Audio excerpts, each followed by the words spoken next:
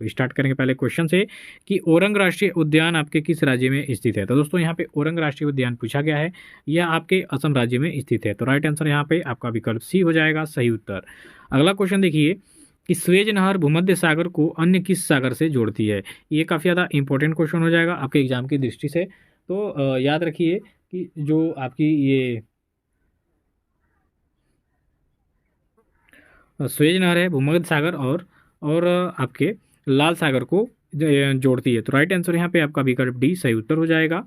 अगले क्वेश्चन में देखेंगे कि अंतर्राष्ट्रीय बालिका दिवस हर वर्ष कब मनाया जाता है। सबसे पहली बात यहाँ अंतर्राष्ट्रीय महिला दिवस की करेंगे कि जो आपका अंतर्राष्ट्रीय महिला दिवस है ये प्रतिवर्ष 8 मार्च को मनाया जाता है। ठीक है, अब यहाँ क्वेश्चन पूछ लिया कि अंतर्राष्ट्रीय बालिका दिवस कब मनाया जाता है।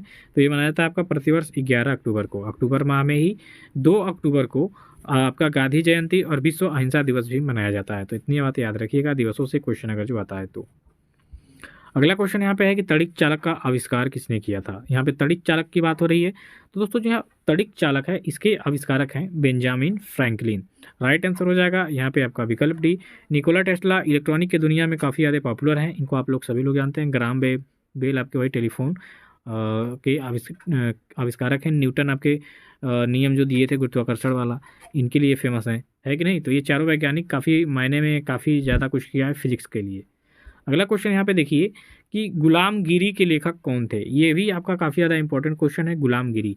तो गुलामगिरी के जो लेखक थे ये आपके ज्योतिबा फूले जी थे। राइट आंसर यहाँ पे आपका बी हो जाएगा। गुलामगिरी के जो लेखक थे ज्योतिबा फूले जी थे। नेक्स्ट क्वेश्चन की हम यहाँ पे बात करेंगे कि विश्व की सबसे ऊंची नटराज प्रतिमा कहाँ पर स्थापित की गई है। तो विश्व की सबसे ऊंची नटराज की जो प्रतिमा है यह स्थापित की गई है आपका दोस्तों दिल्ली में। राइट आंसर हो जाएगा यहाँ पे विकल्प ए दिल्ली की विश्व की सबसे ऊंची नटराज की जो प्रतिमा है, ये करंट अफेयर संबंधित क्वेश्चन हैं, दिल्ली में स्थापित की गई है। चलिए आगे बढ़ेंगे तो अगले क्वेश्चन में है कि एक कोशिकीय जीव कैसे प्रजनन करते हैं। ये आपके साइंस से यानी बायोलॉजी से संबंधित क्वेश्चन है। तो एक कोशिकीय जीव की बात करेंगे तो एक कोशिकीय जीव में अमीबा भी आपका आ जाता है। ठीक है, अमीबा का आपने नाम सुना होगा। तो ये जो जीव हैं ये कैसे प्रजनन करते हैं, तो इनमें होता है कोशिका विभाजन। अब कोशिका विभाजन क्या होता है भाई, तो ये मान लीजिए ये आपका अमीबा है, इसका कोई निश्चित आकार होता नहीं है। यहाँ से क्या होगा, कोशिका विभाजन में यहाँ से इसका इतना हिस्सा कट जाएगा तो ये नए अमीबा का निर्माण हो जाएगा। फिर यहाँ से इतना हिस्सा कट जाएगा तो नए अमीबे का निर्माण हो जाएगा। यहाँ से कट जाएगा तो नए अमीबा का जन्म हो जाएगा। तो ये एक तरह से अमर प्राणी होता है, कभी नहीं मरता है। इसमें कोशिका का विभाजन होता है और नए अमीबा का उत्पत्ति हो जाती है। तो कोशिका विभाजन यही चीज़ है। ठीक है, चलिए अगला क्वेश्चन है कि ऋग्वेद में किसका उल्लेख है। अब देखिए वेदों की संख्या तो होती है 4। कौन कौन से ऋग्वेद होते हैं आपका याद रखिएगा। ठीक है, एक हो गया ऋग्वेद, एक हो गया आपका यजुर्वेद, ठीक है, एक हो गया आपका सामवेद, ठीक है, एक हो गया आपका सामवेद, एक हो गया आपका अथर्ववेद। इन चारों वेदों में सबसे पहला वेद है आपका ऋग्वेद। ठीक है, सबसे पुराना है अथर्ववेद। अथर्ववेद में ही आपको जादू टोना देखने को मिलता है। सामवेद संगीत से संबंधित है। ठीक है, और ये ऋग्वेद में किसका उल्लेख पूछा है, तो ऋग्वेद में आपका मंत्रों का उल्लेख मिलता है। तो राइट आंसर यहाँ पे आपका विकल्प सी हो जाएगा, ऋग्वेद में मंत्र का उल्लेख मिलता है। अगला क्वेश्चन क्या है कि सामवेद में किसका उल्लेख है। तो दोस्तों सामवेद की बात करेंगे तो इसमें आपके संगीत का उल्लेख है। किसका, संगीत का। अभी मैंने जस्ट चर्चा किया कि सामवेद में संगीत का आपका उल्लेख मिलेगा। यहाँ पे आपका वो क्वेश्चन आ गया। तो सामवेद में किसका है दोस्तों, संगीत का यहाँ पे आपका क्या है, उल्लेख है। अगला क्वेश्चन है यहाँ पे कि शांतिवन में किसकी समाधि स्थल है, या किसके समाधि स्थल का नाम शांतिवन है। ये काफ़ी ज़्यादा इंपॉर्टेंट क्वेश्चन है और जवाहरलाल नेहरू के समाधि स्थल को ही शांतिवन की उपाधि दी गई है, यानी शांतिवन के नाम से जाना जाता है।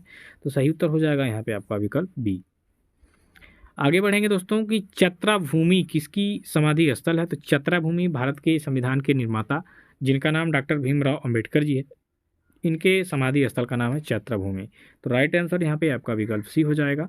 नेक्स्ट क्वेश्चन देखेंगे कि आंसू का जो पीएच मान है कितना होता है। तो आंसू जो मानव के आँख से निकलता है अश्रु, इसका जो पीएच मान होता है देखिए होता तो ये क्षारीय है। तो इसका हो जाएगा आपका नहीं, इसका 7.4 हो जाएगा। Right answer C. अगला क्वेश्चन है कि मानव विकास सूचकांक एडीआई किस अर्थशास्त्री की देन है। तो मानव विकास सूचकांक की सबसे पहली जानकारी या समझ लीजिए कि इसका आविष्कारक रहे हैं महमूद उल हक जो कि पाकिस्तान के हैं। तो मानव विकास सूचकांक ये जो अर्थशास्त्री हैं रह चुके हैं इनके द्वारा ये दिया गया है HDI, ह्यूमन डेवलपमेंट जो होता है इंडेक्स, ठीक है, मानव विकास सूचकांक। महबूब उल हक, याद रखिएगा। अगला क्वेश्चन है कि गौतम बुद्ध के जीवन को कौन सा चिन्ह दर्शाता है? तो गौतम बुद्ध के जीवन को ये जो कमल है ये दर्शाता है। तो राइट आंसर यहाँ पे आपका विकल्प डी हो जाएगा कि वो गौतम बुद्ध के जीवन को कमल चिन्ह दर्शाता है। अगले क्वेश्चन में है कि अशोक का कौन सा अभिलेख 2 भाषा में लिखा हुआ है? तो अशोक का जो आपका कंधार का अभिलेख है ये 2 भाषाओं में लिखा हुआ मिलता है। तो राइट आंसर यहाँ पे आपका सी हो जाएगा। अगले क्वेश्चन की तरफ चलेंगे तो अगले क्वेश्चन में है आपका कि बुलंद दरवाज़ा किसने बनवाया था? काफ़ी ज़्यादा चर्चित और इम्पोर्टेंट क्वेश्चन, बुलंद दरवाज़ा की बात करेंगे। बुलंद दरवाज़ा मुगल वंश के तीसरे शासक अकबर के द्वारा बनवाया गया था। अकबर की बात करेंगे तो क्यों बनवाया था? तो ये गुजरात विजय करके जब लौटा तो इसने बुलंद दरवाज़ा फतेहपुर सीकरी में बनवाया था, जो कि सबसे ऊंचा दरवाज़ा है। और गुजरात में ही सबसे पहले इसने जाके समुद्र को देखा था। क्वेश्चन में आता है भाई, टेढ़े सवाल आ ही जाते हैं कि अगर जो आपसे क्वेश्चन में आया कि अकबर ने समुद्र कब देखा था, तो गुजरात अभियान के दौरान ही इसने गुजरात में जाके समुद्र को देखा था। तो राइट आंसर यहाँ पे बी हो जाएगा। अगला क्वेश्चन है कि खानवा का युद्ध कब लड़ा गया था? तो खानवा का युद्ध देखिए 1527 में लड़ा गया था राणा सांगा और क्या बोलते हैं बाबर के बीच, ठीक है, बाबर और राणा सांगा के बीच यह युद्ध हुआ था, जिसमें बाबर की जीत हुई थी और राणा सांगा हार गए थे। तो राइट आंसर हो जाएगा विकल्प ए, 1527 खानवा का प्रसिद्ध युद्ध। अगले क्वेश्चन की तरफ चलेंगे कि मथुरा किस नदी के किनारे पर स्थित है? दोस्तों मथुरा सभी लोग जानते हैं, नहीं जानते हैं तो जान लीजिए कि यमुना नदी के तट पर स्थित है। आगरा की बात करेंगे तो ये भी यमुना नदी के तट पे है, और बात करेंगे श्री राम जन्मभूमि अयोध्या की तो सरयू नदी के तट पर स्थित है। ये क्वेश्चन काफ़ी ज़्यादा इंपॉर्टेंट है। भीमबेटका किसके लिए प्रसिद्ध है? तो भीमबेटका की जो गुफाएं हैं ये गुफाओं के शैल चित्र के लिए फेमस है। तो राइट आंसर यहाँ पे हम विकल्प सी को चयन करेंगे कि भीमबेटका की जो गुफाएं हैं ये गुफाओं के अंदर शैल चित्र के लिए जानी जाती हैं, ठीक है। चलिए आगे बढ़ेंगे दोस्तों कि यूक्रेन देश की राजधानी कहाँ है? देखिए यूक्रेन और आपके रसिया में चल रहा युद्ध, तो ये दोनों देश काफ़ी ज़्यादा इंपॉर्टेंट है, क्वेश्चन यहाँ से बन सकता है। तो रूस की राजधानी पूछे तो मॉस्को हो जाएगा, और यूक्रेन की अगर जो पूछे तो कीव, ठीक है। तो ये दोनों देशों की राजधानी आप जान लीजिए।